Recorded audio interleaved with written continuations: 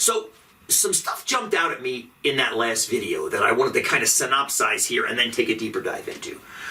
The first thing, which probably doesn't surprise you at all, is that on average, no matter what set of dice we were using, the sampling distribution average was the same as the population average. Which is, if you think about it, that's why we do statistics. We can't get the entire population in most cases, so we draw a sample. And we take an average of that sample. And then we trust that that sample's average is close to the population's average. Now, what does close mean? That's a big part of the rest of this day, is what does close mean?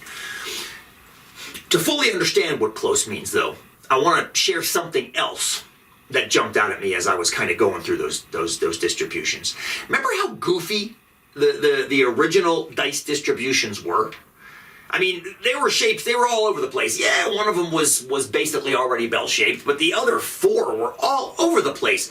But yet, once we started sampling, every single one of those sampling distributions took on a bell shape.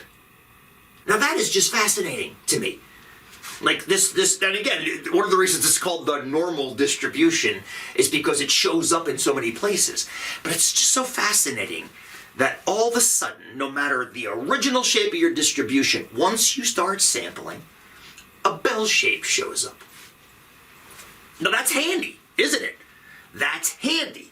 Because if you combine that with the fact that the average of the sampling distribution targets the population mean, we can then bring in some percentages from bell curves, right? Like, for example, about 2/3 of our averages are going to be within one standard error. About 95% are going to be within two standard errors. That's pretty powerful stuff.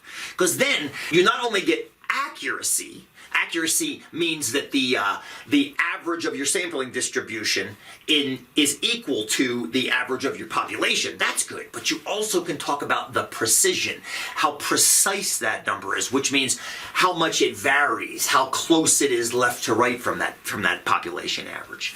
But there's one thing that kind of it bugged me a little bit, and it was the fact that every single one of those samples that we looked at there were on a sample of size 4. Remember, when you did your homework from the first day of this, we were drawing samples of size 4. What would happen if we drew samples that were larger? You probably have an intuitive notion that if we draw larger samples, that standard error should shrink. But let's take a deeper dive into that through some more simulations.